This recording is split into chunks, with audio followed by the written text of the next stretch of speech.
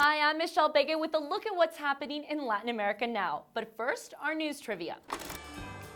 Which of these predictions for 2022 were made by shamans in Peru in an end-of-the-year ayahuasca ceremony? We'll have the answer later. We begin in Brazil. A cliff wall collapsed on top of several tourist boats.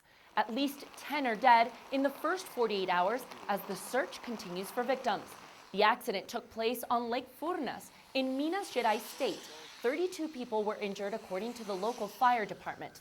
The governor says recent heavy rains caused the rocky wall to loosen. Countries in Latin America are experiencing another wave of COVID-19 infections. In most cases, Omicron is the prominent variant. Peru says they've raised alerts and tightened some restrictions to help combat the third wave. But countries like Colombia have shortened their isolation measures while cases soar. Meanwhile, Chile became the first country in Latin America to offer a fourth COVID-19 shot to immunocompromised citizens. In Colombia, a man faced off with the court system to defend his right to die in peace, and he won. Over the weekend, Victor Escobar became the first Latin American who does not suffer from a terminal disease to die by euthanasia. For 2 years, he had a lung ailment that left him unable to breathe on his own. Diabetes and cardiovascular ailments left him in a wheelchair. His family backed his petition for the right to die by euthanasia. On Saturday, another patient affected with a catastrophic illness, Marta Sepúlveda, also died by legally authorized euthanasia. And Venezuela's opposition party won a tense regional election in Barinas, the home region of the late President Hugo Chavez. In a rerun gubernatorial election, lawmaker Sergio Garrido defeated the ruling party's candidate. This is the first victory for the opposition in the state of Barinas in the last 23 years. Now let's check in with my colleague Joel Richards, who will tell us about an extreme heat wave alert in Argentina this week.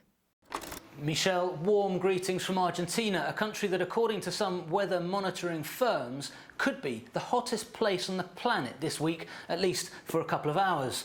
Record temperatures are expected across the country in what is an extreme heat wave. Maximum temperatures have been in the high 30s and over 40 degrees Celsius in some cases, but also the minimum temperatures are over 25 degrees. Tuesday saw the second highest temperature in Buenos Aires since 1906, with a high of 41.1 degrees Celsius. And this sparked off major power cuts across Greater Buenos Aires, affecting some 700,000 users. Now, Argentina is no stranger to problems with its power supply. Viewers may recall in 2019, millions were left without power in the largest power cut in decades. And this week's cuts sparked a political debate about who is to blame for the lack of investment in the grid. But while the politicians play the blame game, these high temperatures have further stoked the climate change debate. Specialists say this heat wave is not only down to climate change and are comparing this heat wave to previous records, in some cases from decades ago. Now let's take a look at what stories we're following for next week. First, Chile has been enduring a mega drought for the past decade, and according to experts, this has led to the destruction of bee colonies. Out of desperation and to draw attention to the cause, 10,000 honeybees joined protests with their beekeepers outside the presidential palace in Santiago. 7 police officers were stung and 4 beekeepers arrested. We'll continue to keep an eye on any solutions that might be presented for this ongoing issue. And second, starting the 21st of January, Venezuelans will be required to enter Mexico with a visa. The measure is being put in place to curb the entry of Venezuelan refugees. Authorities believe more than 1/3 of Venezuelan migrants plan to continue their journey to the United States.